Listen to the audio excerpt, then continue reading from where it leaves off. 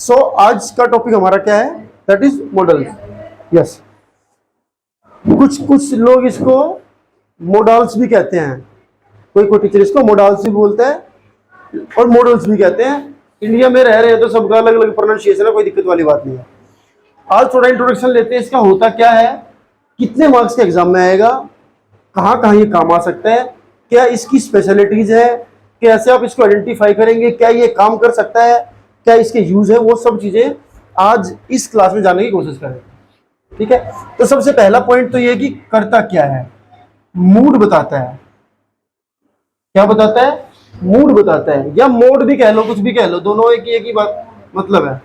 जैसे फोन में मोड होता है ना, साइलेंट मोड, फ्लाइट मोड, ठीक है, तो वो बताता है। किसका बताता है? Of verb. क्या बताता है? मूड या फिर मोड ऑफ वर्ब। इसका सीधा सा मतलब ये है कि डियर स्टूडेंट्स, जो भी सेंटेंस के अंदर हमारा एक्शन होगा ना, एक्शन, उस एक्शन के होने के जो भी एक्सप्रेशंस होंगे वो कौन बताएंगे? मॉडल्स। कौन बताएंगे? Modals. How many modals we have in English grammar? 13 modals. 13 modal हैं हमारे पास इंग्लिश ग्रामर में पढ़ने के लिए। उन सब के अपने अपने यूज हैं, लेकिन उससे पहले एक बात जो शायद कुछ क्लासेस में नहीं भी सिखाई जाती, खाली बताया जाता है कि भाई विल का ये यूज है, शेल का ये है, उसका ये है, और एक टॉपिक खत्म हो जाता है। ठीक है, लेकिन समझने वाली बात ये है कि तुम्हारे में से मोस्टली ने इससे पिछली क्लास में मॉडल्स के बारे में सुना है, पढ़ा सुना है, या हो सकता है इस बार भी अपने स्कूल में तुमने थोड़ा बहुत इसके बारे में पढ़ लिया हो। अगर मैं तुमसे 2-3 चीजें पूछूं कि मॉडल्स की 2-3 खास बातें बताना, तो बता पाओगे? 2-3 खास बातें कि सर ये 2-3 चीजें ऐसी हैं जो इसके साथ ही होती हैं। पिछले साल भी पढ़ा है, 6 क्लास से स्टार्ट हो जाता है, तो 3-4 साल से पढ़ते आ रहे हो। देखो, इंग्लिश ग्रामर में जब आप मॉडल्स पढ़ते हैं तो उसके साथ साथ एक बात जरूर पढ़ लेनी चाहिए, मॉडल्स भी एक तरह की हेल्पिंग वर्ब्स ही होते हैं। क्या होते हैं? हेल्पिंग वर्ब्स ही होते हैं, जो सेंटेंस में काम आते हैं। क्योंकि देखो, वर्ब के साथ आ रहे हैं, तो वर्ब का कुछ भी अगर बता रहे हैं, चाहे वर्ब का वो टेंस बताएं या मूड बताएं, उस वर्ड को हेल्पिंग वर्ब माना जाएगा। हेल्पिंग वर्ब को इंग्लिश में क्या बोलते हैं? ऑक्सिलियरी। इंग्लिश ग्रामर की लैंग्वेज में क्या बोलते हैं? ऑक्सिलियरी। इसकी प्लूरल सेंस में इसको बोल देंगे ऑक्सिलियरीज। अब ये ना 2 तरह की है हमारे पास, एक तो प्राइमरी वाली है, नोट कर लो इसको, कौन सी है? प्राइमरी। और एक हमारे पास होती है modals. When we talk about primary auxiliaries या प्राइमरी हेल्पिंग वर्ब्स, ठीक है, ऑक्सिलियरी मींस हेल्पिंग वर्ब्स, तो हम तुमने सुना होगा इंग्लिश ग्रामर में इज एम आर, सबने सुन रखा होगा इज एम आर। तो वॉज वर के बारे में सुना होगा, सुना है? डू डज के बारे में सुना होगा, डिड के बारे में सुना होगा, हैज हैव के बारे में सुन रखा होगा, हैड के बारे में सुना होगा। ये सब के बारे में सुना कभी ना कभी। अभी जो लास्ट हमने टॉपिक खत्म करा टेंसेस का, तो ये सब उसमें भी आए थे, हैज हैड भी आया था, परफेक्ट टेंस में आया था, वॉज वर आए थे कॉन्टिन्यूअस में। तो ये सभी जो हेल्पिंग वर्ब्स होती है ना, ये वाली, इनको बोलते हैं प्राइमरी हेल्पिंग वर्ब्स या प्राइमरी ऑक्सिलरीज। ठीक है, अब जो मॉडल्स हमारे हैं, जैसे विल है, ठीक है, शैल है, शुड है, वुड है, ईटीसी, डिटेल में बाद में डिस्कस करेंगे, इनको बोलते हैं मॉडल्स हेल्पिंग वर्ब। लेकिन समझने वाली बात यह है कि सर ये भी हेल्पिंग वर्ब, ये भी हेल्पिंग वर्ब, क्यों ही अलग से टॉपिक बना दिया? फिर जैसे बाकी के टेंस पढ़ते हुए ये सब पढ़ लिए हमने, इनको भी पढ़ लेते हैं, एक क्लास की बात थी, अलग से टॉपिक खींचने की क्या जरूरत थी?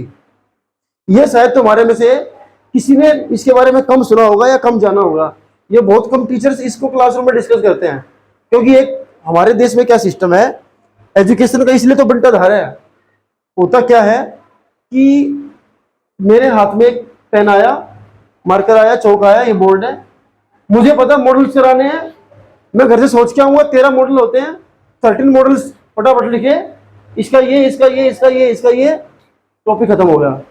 सारी जिंदगी बोलने में, इंग्लिश बनाने में, अलग अलग कॉम्पिटिटिव एग्जाम्स में मॉडल्स का यूज होता रहता है, लेकिन किसी को भी ये स्किल नहीं पता कि what is the basic difference, क्यों ये अलग से टॉपिक है, क्या इसकी खास बातें होती है जो इसमें नहीं होती।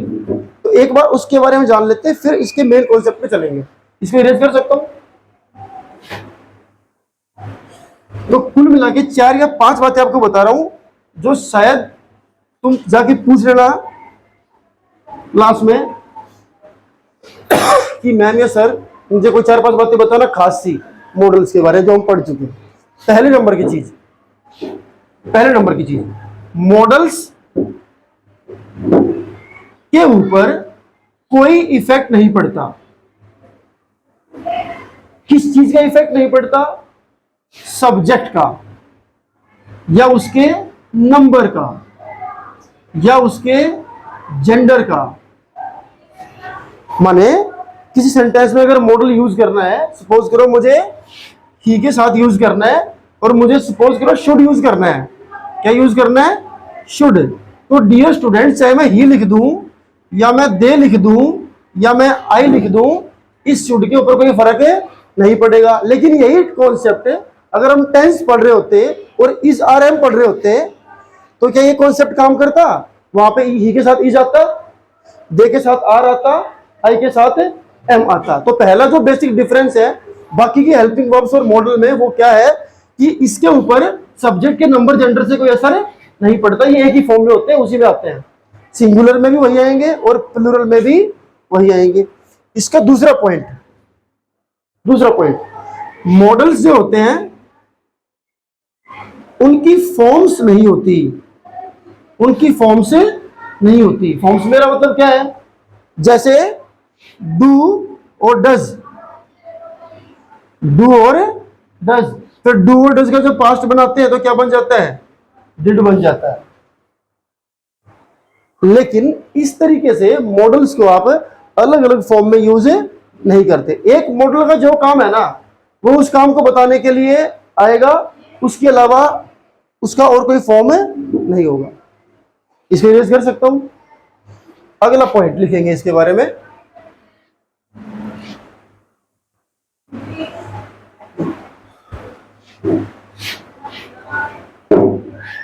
हमेशा, क्या? हमेशा, ऑलवेज मॉडल्स के साथ वर्ब की फर्स्ट फॉर्म ही आएगी, याद रखना। और ये इस बात पे याद मत रखना, जब हम इंटीग्रेटेड ग्रामर कर रहे होंगे ना, एरर फाइंडिंग और सब कर रहे होंगे, वहां पे हमारे सामने ही सेंटेंस आएंगे। कभी आपको लग रहा हो सर ने रूल ऐसे बता दिया, ऐसे नहीं बताता मैं कुछ भी। जो भी कुछ बता रहा हूं ना मैं, ये सारे के सारे अब जब प्रैक्टिस करेंगे ना, कॉन्सेप्ट खत्म होने के बाद, जब ग्रामर खत्म हो जाएगी हमारी, और जब हम 10 मार्क्स की ग्रामर की प्रैक्टिस कर रहे होंगे बोर्ड के हिसाब से, तब ये सारे के सारे रूल वहां पर लागू होने वाले हैं। कि कैन यहां पर आया है, उसके बाद सेंटेंस में देखा वर्ब की सेकंड फॉर्म लिखी हुई है, और आप एरर ढूंढ रहे हो, और आप ढूंढे जा रहे हो, आपको पता ही नहीं चल पा रहा। क्यों नहीं पता चल पा रहा? किसको पता नहीं चलेगा? जिसको कॉन्सेप्ट क्लियर नहीं है, जिसको कैन का यूज तो पता है, बट उसको ये नहीं पता कैन एक मॉडल होता है और मॉडल का क्या काम होता है, और मॉडल के बाद हमेशा वर्ब की फर्स्ट फॉर्म ही आती है। बाकी की जो हेल्पिंग वर्ब्स होती है स्टूडेंट्स, उसमें अलग अलग वर्ब भी आती हैं। जैसे हैज हैव के बाद थर्ड फॉर्म आती है, जैसे is am are was verb के बाद आईएनजी वाली आती है, जैसे डू डज के बाद फर्स्ट फॉर्म आती है। इसमें ऐसा नहीं है, इसमें मॉडल के बाद हमेशा वर्ब की फर्स्ट फॉर्म ही आएगी, उसके अलावा कोई और नहीं आएगी। Got it? फोर्थ पॉइंट, अगर सेंटेंस में वर्ब नहीं है, if there is no verb in the sentence, उस सेंटेंस में मॉडल या मोडाल यूज नहीं हो सकता। उस सेंटेंस में मॉडल्स यूज नहीं होंगे जिस सेंटेंस में वर्ब नहीं है। For example, I am a teacher, ये am, I have a pen, ये हैव, ये दोनों वो हेल्पिंग वर्ब्स है प्राइमरी वाली, जिनके साथ अगर वर्ब नहीं भी है ना तो भी यूज हो जाते हैं। कहा इसमें वर्ब का है, दूसरी नहीं है, फिर भी आगे। लेकिन आई के बाद अगर मैंने गलती से कैन लगा दिया और I want to make a sentence, तो मुझे कैन के बाद कहीं से भी वर्ब लानी ही पड़ेगी, वरना मेरा सेंटेंस नहीं बनेगा ही नहीं। माने मॉडल अगर आएगा तो उसके बाद वर्ब का आना कंपलसरी है, अगर वर्ब नहीं है तो मॉडल भी नहीं आएगा। कंफर्म होगी बात? इसका लास्ट यूज लिखेंगे, फिफ्थ पॉइंट इसके बारे में जो डिस्कस कर रहे हैं। मॉडल्स सेंटेंस के अंदर जो वर्ब है उसका मूड बताता है। क्या बताता है? मूड बताता है। वो उस सेंटेंस में आकर के टेंस बताने के लिए नहीं आता। समझो इस बात को। Modals are not used to show the tense of the sentence, they are used to show the mood of the verb. Sentence में टेंस वेंस बताने का काम इनका नहीं है। अब मेरी बात यहां देखो, एक सेंटेंस मैंने बोला आई एम टीचिंग, जिससे पूछो वही बताएगा आई वॉज टीचिंग। दोनों सेंटेंस पढ़ लिए? पढ़ लिए। सवाल मेरा क्या है, सवाल सुन लो पहले ध्यान से, फिर आंसर देना। मैं आपसे ये नहीं पूछ रहा कि इसका पूरी तरह से टेंस बताओ, पूरी तरह से मतलब पूरा नाम। सवाल मेरा खाली इतना है कि इनमें से आपको मुझे बताना है कि इनमें से कौन सा सेंटेंस प्रेजेंट का है और कौन सा सेंटेंस पास्ट का है, और आपने कैसे हिसाब लगा दिया कि ये प्रेजेंट का और ये पास्ट का है। ये पहला वाला किसका है, दूसरा वाला किसका है? क्या आपको इस टीचिंग से पता लगा है प्रेजेंट का है पास्ट का? किससे पता लगा? यहाँ एम से पता लगा, यहाँ पे वर्ब से पता लगा। मतलब ये वाली जो हेल्पिंग वर्ब्स है, मेरी हेल्पिंग वर्ब, ये सेंटेंस में जब आती हैं ये उसका टेंस भी डिसाइड कर रही होती हैं। क्योंकि इनको अगर मैं हटा दूं, खाली टीचिंग को देख के कहां पता लगेगा? पता ही लगेगा ही नहीं कौन सा टेंस है। यहाँ पे एम ने बताया, यहाँ पे वॉज ने बताया, लेकिन ये काम मॉडल्स नहीं करते। मॉडल्स टेंस वेंस बताने का काम नहीं करते। मॉडल्स क्या बताएंगे? मूड बताएंगे। अगली क्लास में हम सीखेंगे डिफरेंट डिफरेंट जो मॉडल्स हैं हमारे पास, जिनकी नंबर ऑफ जो कैलकुलेशन है वो 13 है, कौन सा कहाँ पे यूज होगा। अब बात करते हैं कि एग्जामिनेशन में कितने मार्क्स के आएंगे। तो एग्जाम हमारा जब होगा उसमें कितने मार्क्स के आएंगे? उसमें 2 मार्क्स के आ सकते हैं। मैक्सिमाइज अगर मैं कर दूं तो कितने मार्क्स के आ सकते हैं? 2 मार्क्स के आ सकते हैं। और जो हमने आज 5 बातें सीखी हैं, इन 2 में से एक सेंटेंस इसके ऊपर डिपेंड करेगा। एक नंबर जो 13 की हम यूज सीखेंगे उस पर डिपेंड करेगा, और एक नंबर इन 5 बातों पर डिपेंड करेगा। अब एक सवाल तो मेरे दिमाग में आना चाहिए था कि सर इतना लंबा चौड़ा टॉपिक, 13 मॉडल्स पढ़ेंगे। आज भी हमने पढ़ लिया, कई सारी क्लासेस और भी लगेंगी इसके ऊपर, ठीक है। उनमें से पता नहीं कितनी क्लास की वीडियो बनेगी, कितनी की नहीं बनेगी, लेकिन सवाल ये कि 2-3 क्लास इस पे लगेंगी हमारी, ठीक है। तो केवल 2 नंबर की लड़ाई है बस। कितने नंबर की लड़ाई है? 2 नंबर की। और जबकि मैंने आपको डे 1 में बताया था कि आपके पास 12 सेंटेंस होंगे। कितने होंगे? 12। जिसमें से अटेम्प्ट कितने करने हैं आपने? 10 अटेम्प्ट करने हैं। तो 2 तो आपके पास छोड़ने का भी ऑप्शन आएगा,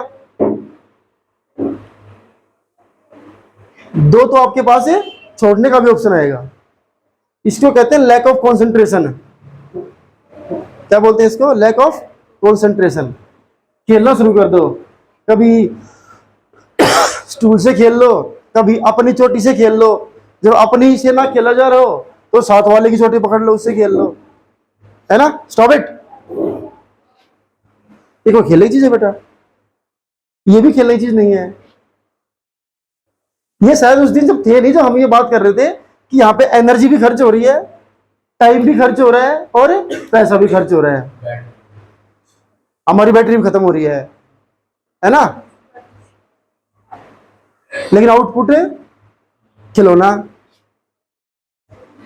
शुक्र बेटा क्लासरूम इंडियंस की है, अंग्रेज पढ़ाने वाले नहीं है। ना कुटाई चप्पल से होनी थी, किससे होनी थी? हाँ, ठीक है। तो दिस वाज द कॉन्सेप्ट। तो पेपर में 2 नंबर का भले ही आएगा, लेकिन जब आप कुछ किसी क्वेश्चन का आंसर लिखोगे, हिंदी से इंग्लिश बनाओगे, ट्रांसलेट करोगे, आंसर जनरेट करोगे, उन सब सेंटेंसेस में आपके पास ये तमाम मॉडल्स आपको हेल्प करेंगे। और वो कैसे हेल्प करेंगे, वो 13 मॉडल्स हम लोग कल से या उसके आगे वाली क्लासेस में सीखेंगे, ठीक है। चलो टेक केयर।